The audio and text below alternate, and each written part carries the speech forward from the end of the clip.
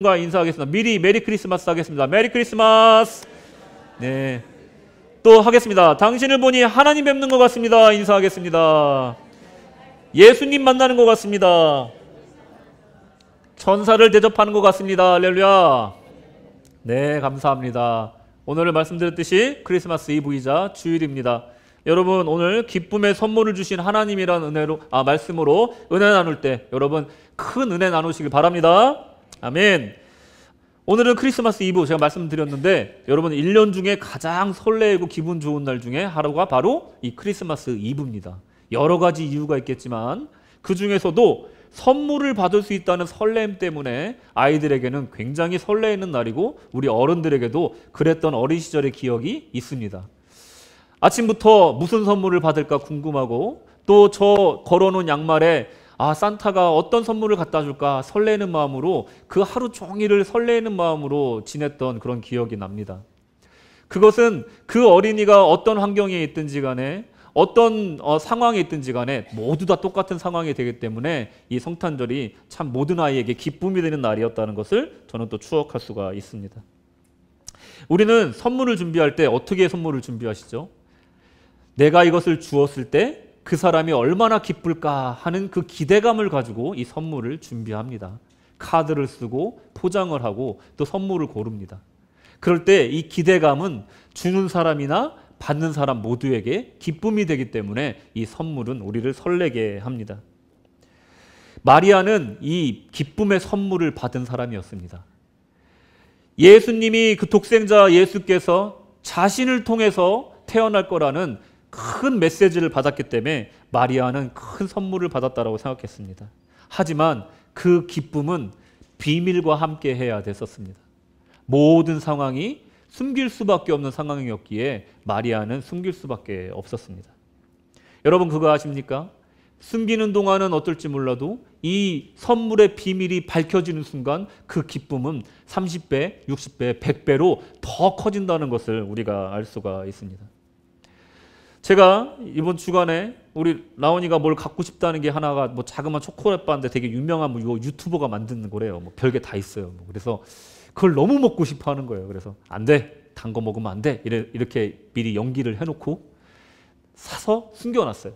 그래서 라온이 장난감 속에 넣어놓고 야 거기 장난감에 뭐 있는 것 같은데 그럼 열어봐라. 그랬더니 탁 열어보더니 얘가 말을 잇지를 못하는 거예요. 아빠! 이렇게 쳐다보는데 이거는 말로 표현할 수 없는 기쁨인 거예요. 너무나 갖고 싶었던 거니까. 이렇게 선물을 줄 때 서프라이즈 하면서 기쁨을 비밀 가운데 밝혀졌을 때 그 기쁨은 정말 엄청나게 크다는 것을 우리가 마리아를 통해서도 알 수 있다는 겁니다. 마리아는 엘리사벳을 만나면서 자신이 받은 이 축복이 자기가 참여한 이 영광이 얼마나 크고 깊은 뜻인지를 그제서야 깨닫게 되는 오늘의 말씀입니다. 오늘 다 같이 한번 말씀 읽겠습니다. 누가복음서 1장 39절에서 45절까지 함께 읽도록 하겠습니다. 제가 먼저 읽겠습니다. 이때 마리아가 일어나 빨리 산골로 가서 유대 한 동네에 이르러 엘리사벳이 마리아가 문안함을 들으매 아이가 복중에서 뛰노는지라 엘리사벳이 성령의 충만함을 받아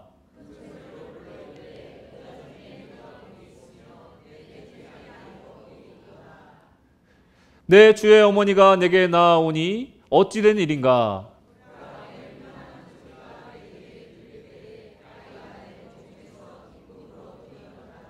다 같이 주께서 하신 말씀이 반드시 이루어지리라고 믿은 그 여자에게 복이 있도다. 아멘. 첫째로 이 기쁨은 나눠야 된다는 겁니다. 나누면 배가 된다는 거예요. 천사는 마리아에게 태중의 아기에 대해서 엄청난 비밀을 알려줍니다. 그리고 그 듣는 즉시 마리아는 두려움과 혼란 속에서 이 천사의 메시지를 통해서 기쁨으로 변하는 것을 체험하게 됩니다. 마리아는 그것을 나누고 싶었습니다. 그리고 만약에 우리에게 어떠한 놀라운 소식이 전달이 된다면 여러분들도 마찬가지로 이것을 나누고 싶을 것입니다. 물론 로또 번호를 알려준다거나 하면 나누진 않겠지만 이것은 영적인 메시지였기 때문에 나누고 싶은 기쁨이었다는 거예요. 39절에 보시면 그녀가 사촌인 엘리사벳에게 그 소식을 전하기로 합니다. 그래서 급히 떠났다라고 얘기를 합니다. 그리고 39절에 보면 이때 마리아가 일어나 빨리 산중에 가서 유대 한 동네에 이르러 이렇게 급하게 갔다는 거죠. 마리아는 아주 어리고 아직 정혼자가 있긴 하였지만 결혼을 하지 않은 처녀였는데 임신한 상태였다는 것을 여러분 생각해 보시기 바랍니다. 그녀가 잉태하고 또 성령을 통해서 이루어졌던 그녀의 아기가 세상을 변화시킬 것이고 구원자라는 것을 들었을 때 얼마나 놀랍고 기뻤겠습니까? 하지만 동시에 그 소식은 그녀의 가족들에게는 심각한 스캔들이었다는 거예요. 그 당시의 상황에서는 아마도 목숨의 위협이 가해질 수도 있는 엄청난 상황이었다라는 겁니다. 마리아는 이 소식을 전해 듣고 마음이 간절해졌어요. 전하여주고 싶은 겁니다. 놀라운 소식을 누구에게 전할지 정말로 생각했을 겁니다. 누구에게 얘기해야 안전하게 이 기쁜 소식을 전할 수 있을까? 조심스러웠을 겁니다. 마리아는 자신의 비밀을 나눌 사람을, 그 기쁨을 나눌 수 있는 사람이 필요했다는 겁니다. 그 기쁨은 마리아 혼자서 감당하기엔 너무나 엄청난 기쁨이었기 때문에 그렇습니다. 그것이 바로 사촌 언니였던 엘리사벳이었습니다. 엘리사벳은 그 기쁨의 비밀을 나누기로 한 것은 정말 탁월한 선택이었다는 것을 우리가 이제 이어지는 말씀을 통해서 알 수가 있습니다. 엘리사벳은 마리아의 가족이자 또 믿을 수 있는 친구와도 같은 친척이었고, 또 그녀는 오랫동안 아기를 기다리던 사람이었지만 그 아기를 갖게 되어서 정말 놀라고 있는 상황이었습니다. 똑같은 상황이었다는 겁니다. 천사가 그녀에게, 엘리사벳에게 메시지를 전해주고 또 마리아가 잉태했다는 것을 알려줬을 때 엘리사벳은 두려운 마음, 믿지 못하는 마음에서 그녀 또한도 기쁨의 마음으로 변해가고 있는 상황에서 이 두 여인이 만났던 거였습니다. 여러분, 그들만이 갖고 있는 비밀을 공유한다는 것, 그것을 서로 알아간다는 것, 그 순간이 얼마나 환희에 찬 시간이었을까요? 나 혼자라고 생각했던 그 시간에, 나 혼자 조용히 있어야 된다고 생각했던 그 시간에 누군가 나와 같은 처지에 같은 은혜를 체험하는 사람이 있다라는 것은 정말로 감사한 일이고 놀라운 일이고 기쁜 일이었다는 겁니다. 그것을 엘리사벳은 이렇게 표현합니다. 41절에 엘리사벳은 마리아의 무난함을 들으매 아이가 복중에서 뛰노는지라 엘리사벳이 성령으로 충만함을 입어, 이렇게 얘기하고 있어요. 네가 온 것을 보고 우리 아기도 기뻐서 뛰는구나 하고 같이 기쁨을 나누고 있는 거예요. 세상적인 기쁨은요, 얼마 가지 않는 기쁨이 대부분입니다. 오래 갈 것 같지만 오래 가지 않는 것이 세상의 기쁨이라는 거예요. 우리가 친구나 이웃들에게 나의 기쁜 소식을 전할 때 모든 사람이 생각할 때 축하해 주겠지라고 생각할 수 있겠지만 사실은 우리가 잘 되고 있는 것, 우리가 좀 기쁜 일이 있는 것을 전할 때조차도 세상에서는 솔직히 조심스러울 때가 있습니다. 어떤 사업을 많이 하신 분들의 얘기를 들어보니까 자기는 순수한 마음에서 자기 사업이 이렇게 잘 되고 있어 라고 공유를 했는데 다른 사업자들은 그걸 보고 질투를 하더라는 거예요. 순수하게 나의 잘 되는 것을 기뻐해 줄 사람이 정말로 생각보다 적다라는 것을 깨달았다고 합니다. 마리아는 특히나 이 비밀스러운 일을 얘기할 때 얼마나 떨렸을까요? 하지만 엘리사벳은 순수한 마음으로 아주 영적인 기쁨으로 그녀를 정말로 축하해주고 함께 기뻐했다라는 겁니다. 영적으로 엄청나고 놀라운 체험을 함께한 사람들은 그 마음이 어떤 것이고 그것이 하나님의 은총이라는 것을 이해할 수 있다는 거예요. 여러분들 신앙생활 하시다가 하나님께서 기도 응답을 주셨을 때 그것을 나누고 싶은 사람이 누구십니까? 아니면 반대로 내가 어려움을 당할 때 누구와 함께 기도해달라고 부탁하고 싶으십니까? 제가 광고 시간에도 광고를 했지만 천순자 부교님 그 얘기를 하셨을 때 처음에 우리도 나중에 알게 됐습니다. 그 폐암이 있다는 것을. 그런데 처음부터 나중에 간증할 때가 되면 하겠습니다 해서 제가 좀 함구를 하면서 우리끼리만 이렇게 기도를 하고 있었어요. 근데 점점 간증의 거리가 나오면서 그 높은 데서 떨어졌습니까? 근데 이렇게 안 다치시는 겁니까? 그랬더니 그분께서, 김영근 성도님께서 그러십니다. 하나님이 아마도 받쳐주신 것 같습니다. 이렇게 간증을 하시는 거예요. 할렐루야. 하나님 감사합니다. 제가 얼마나 감사 기도를 했는지 몰라요. 그리고 폐암 1기라고 그러는데 처음엔 너무 슬펐는데 1기라고요? 하나님의 역사입니다. 할렐루야. 이렇게 기도하면서 감사 기도를 올렸던 기억이 납니다. 뭡니까? 제 남편도 아니잖아요. 우리 친척도 아니잖아요. 함께 기도한 신앙의 동지로서 내 기도였던 거예요.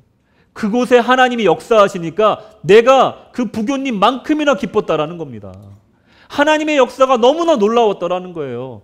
은혜를 같이 나누더라는 겁니다. 그러니 성도가 함께 기도하고 어려움을 이겨나는 과정이 얼마나 소중한 과정인지를 우리가 체험했다라는 거예요. 여러분 주변에 어려움 당하신 분들 있습니까? 또 내가 어려움 당합니까? 그거 혼자 끙끙 앓지 마십시오. 그거 혼자서 이겨나가려고 하지 마십시오. 여러분 주변에 가장 믿음 좋고 함께 기도해 줄 만한 사람을 찾아서 함께 기도하시고 함께 이겨나가시기를 주님의 이름으로 축원합니다.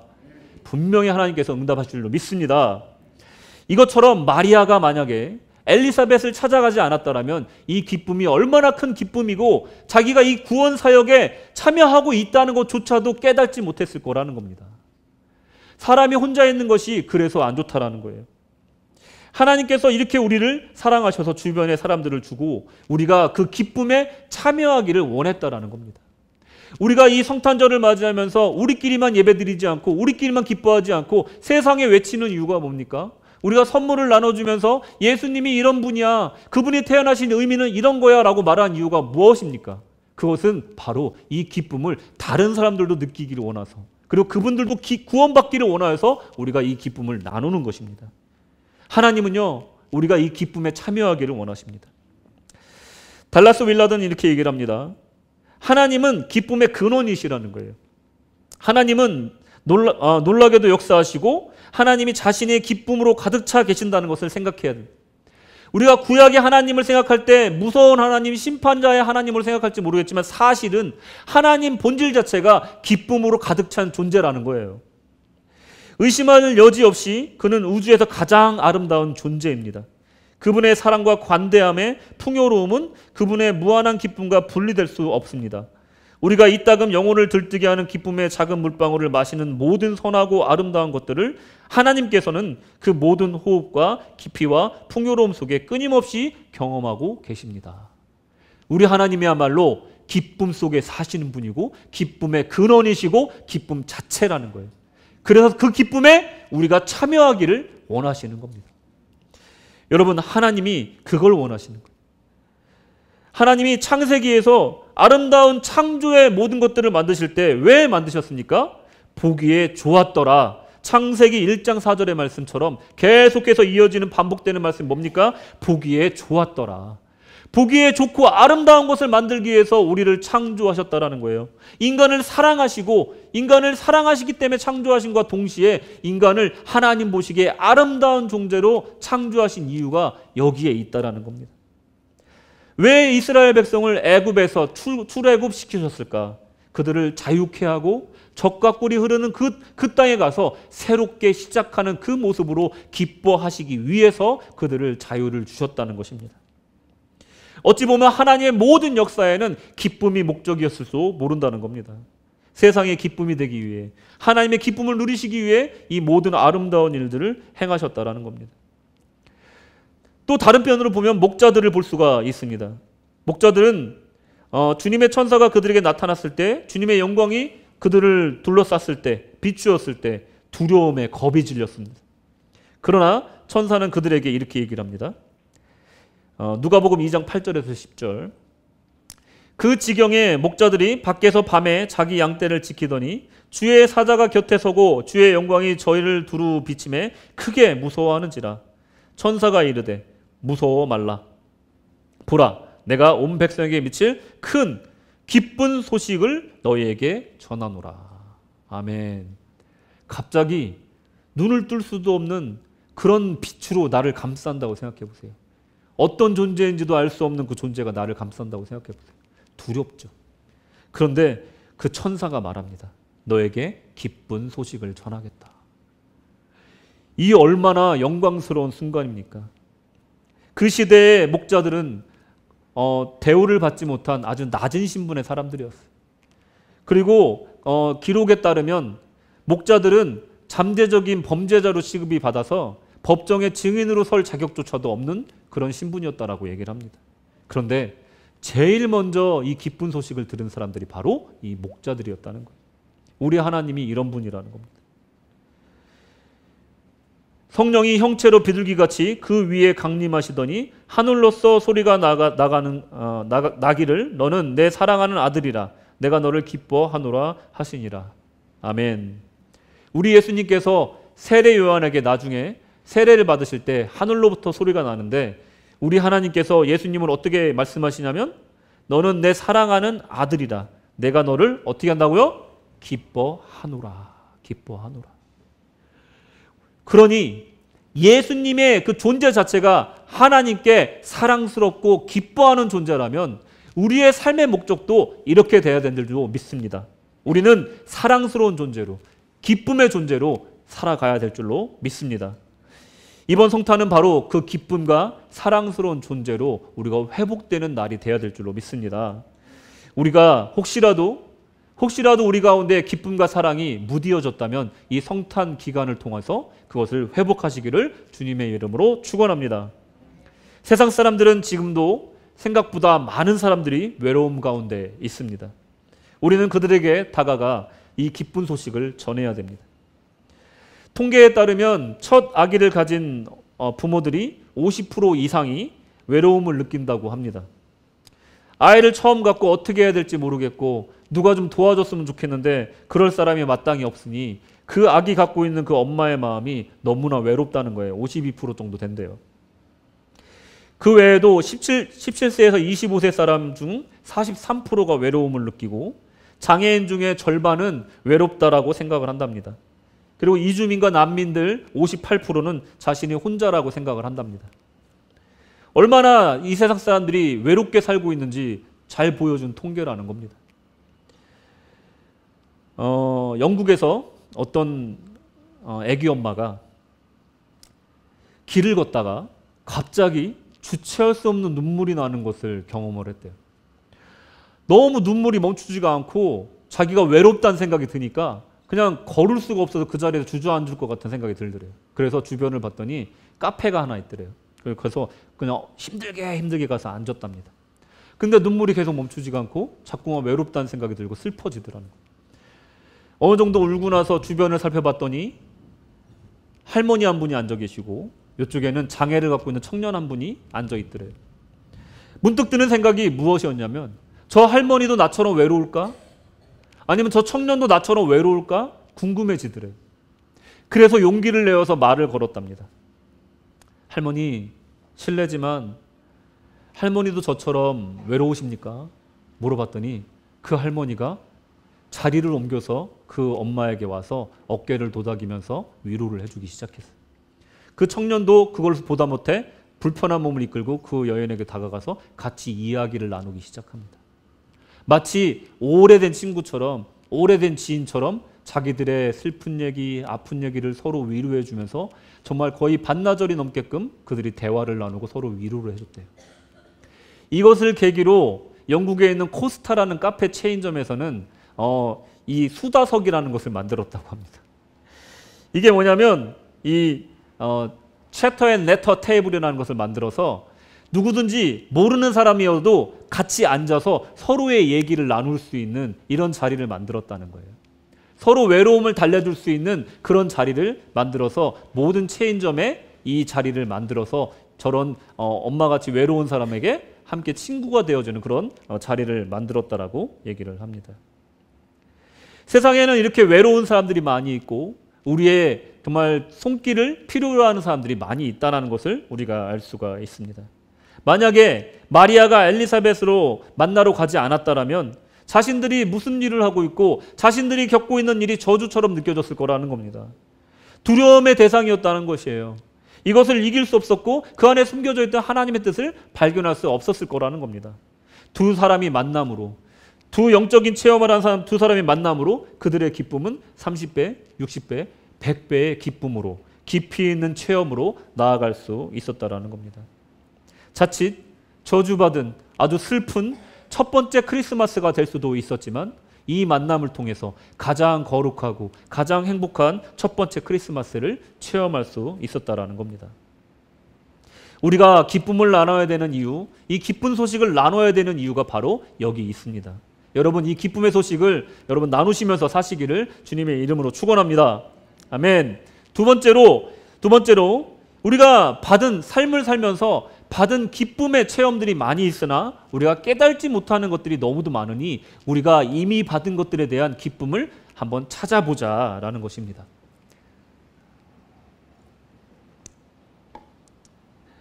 사도행전 20장 35절에 보시면 주는 것이 받는 것보다 복되도다라는 말씀이 있어요. 그런데 이 말씀을 읽다 보면 또 깊이 있게 읽다 보면 그러면 우리가 주는 기쁨을 느끼기 위해선 우리가 그 전에 뭐가 필요할까 생각해 볼 수 있다는 거예요.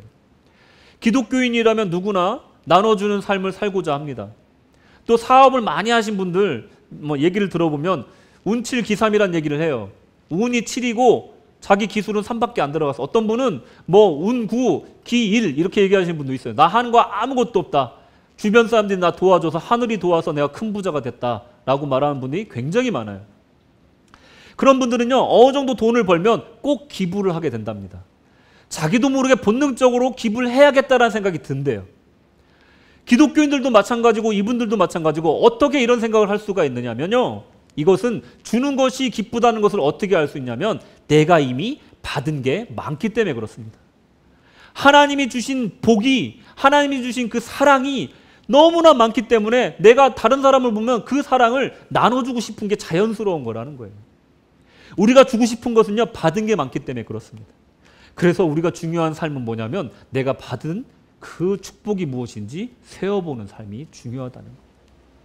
여러분, 내 삶에 얼마나 축복이 많은지를 생각해 보시기 바랍니다. 사랑을 우리가 받은 것이 얼마나 사랑을 받고 있는지 생각해 보셔야 된다는 거예요.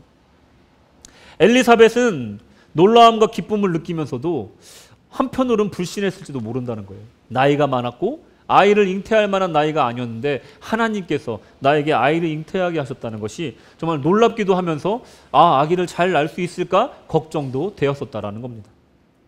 그런데 마리아를 만나면서 이거는 하나님의 역사구나 라는 것을 깨닫게 되었다라는 거예요. 복중의 아이가 뛰는 모습을 보면서 이거 하나님의 역사고 성령의 충만함을 받았다라고 얘기를 하는 겁니다.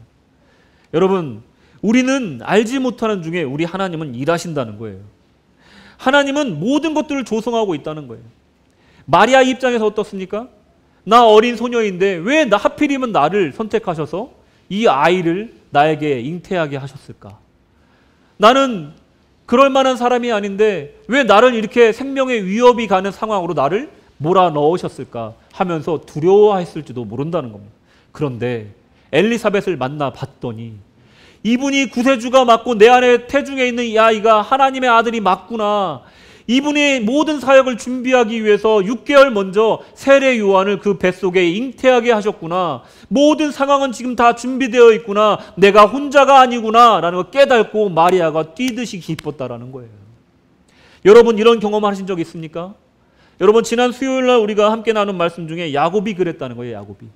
야곱이요, 에서에게 쫓기다 밤이 되어서 지붕도 없고 이불도 없는 곳에서 한우를 이불 삼아서 광야에서 돌을 벽에 삼아서 잠을 자고 있었어요. 근데 은혜로우신 하나님께서 그를 찾아가셔서 환상을 보여주시는데 하늘로 연결되어 있는 사닥다리를 보여주시는 거예요. 그곳에 하나님의 사자가 오르락내리락 열심히 왔다 갔다 하는 모습을 보여주면서 여기 하나님이 계시구나 하는 것을 알게 하더라는 겁니다.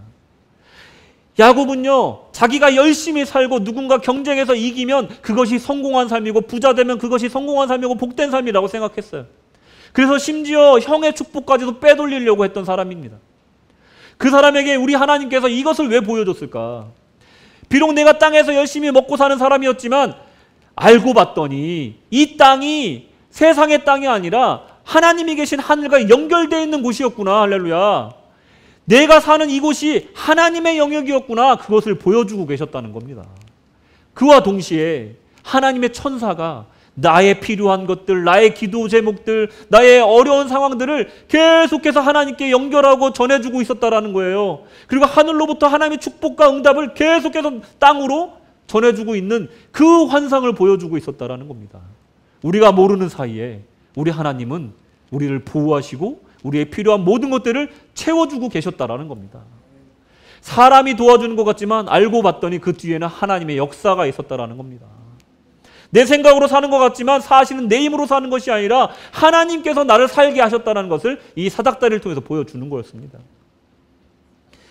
야곱은 자매께서 이렇게 얘기를 합니다.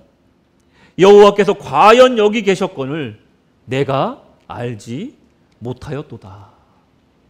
우리 인생이 이렇습니다. 하나님이 매 시간 나를 인도하시고 축복하시는데 여호와께서 내 삶 가운데 있었는데 내가 알지 못하였도다. 무릎을 탁 치는 거예요. 이 삶을 우리가 매일매일 살 수 있다면 우리는 하늘의 사람으로서 그 축복을 누리면서 기쁨 중에 살 수 있을 줄로 믿습니다. 나 혼자가 아니라는 거예요. 나 혼자 사는 게 아니라는 거예요. 하나님께서 나와 함께 하신다는 겁니다. 사실 마리아뿐만 아니라 엘리사벳도 그랬다는 것이고, 그리고 말하자면 선물을 받고도 그 선물의 의미를 몰라서 두려워하고 있던 이 두 여인이 만남으로써 그 선물의 기쁨을 깨닫게 되었다라는 겁니다. 내가 외로울 때 하나님이 우리를 찾아오신다는 겁니다.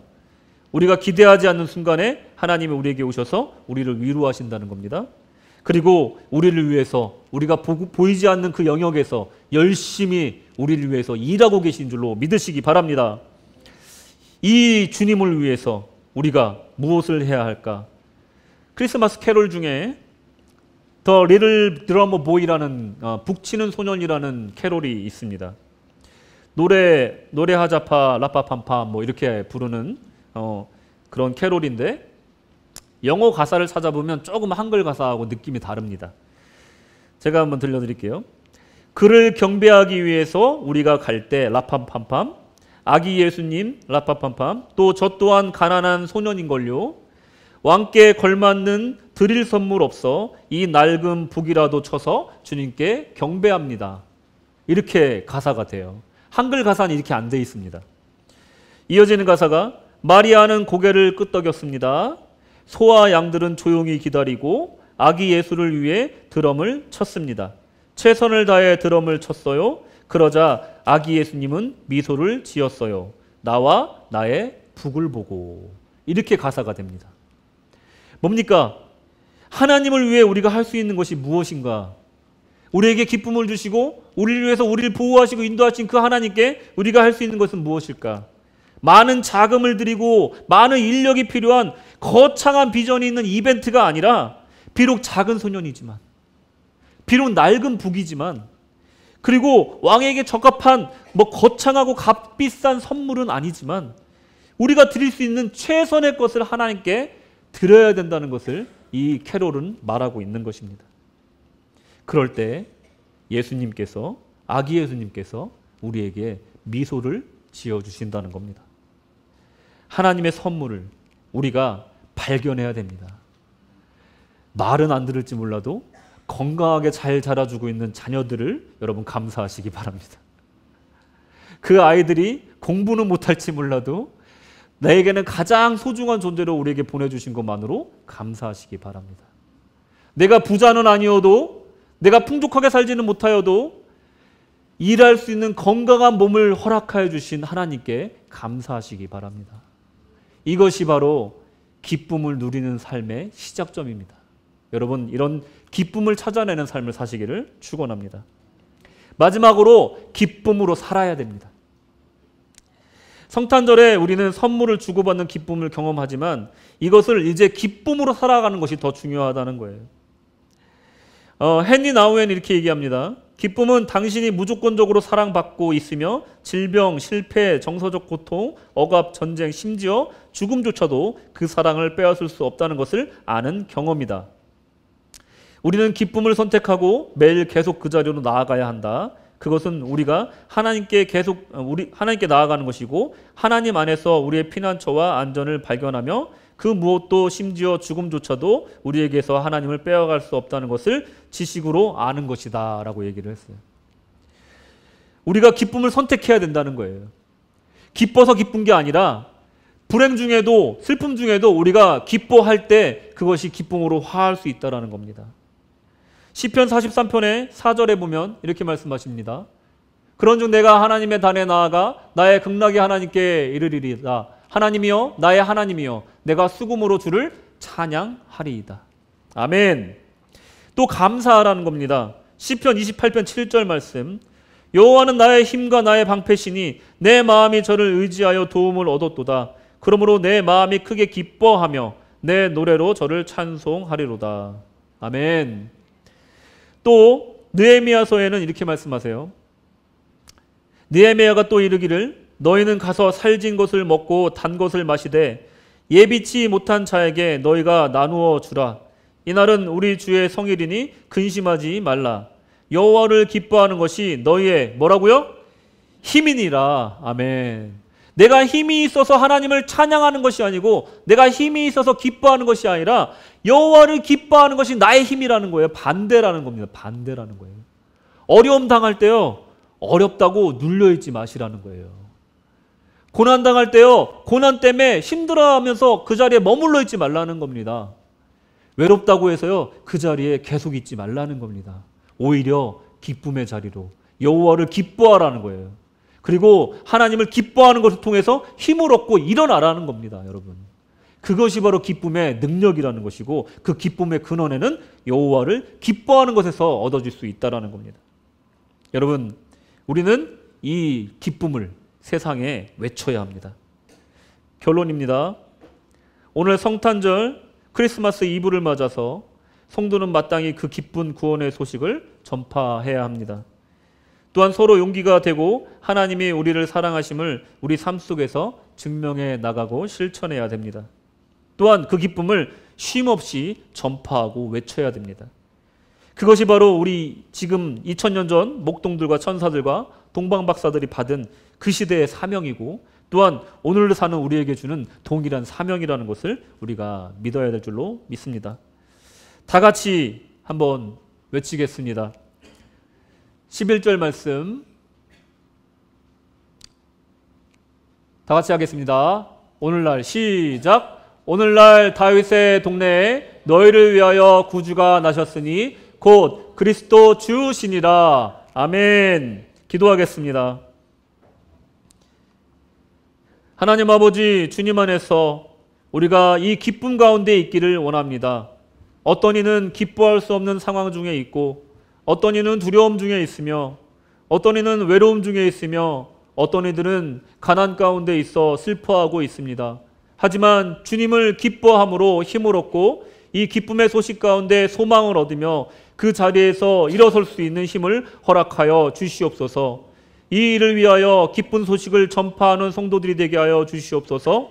이 성탄을 통하여 나의 주변에 있는 모든 사람에게 주님의 그 구원의 기쁜 소식을 전하는 귀한 성탄이 되게 인도하여 주시옵소서. 주께서 함께 하시길 원하며 예수님의 이름으로 기도드렸습니다. 아멘.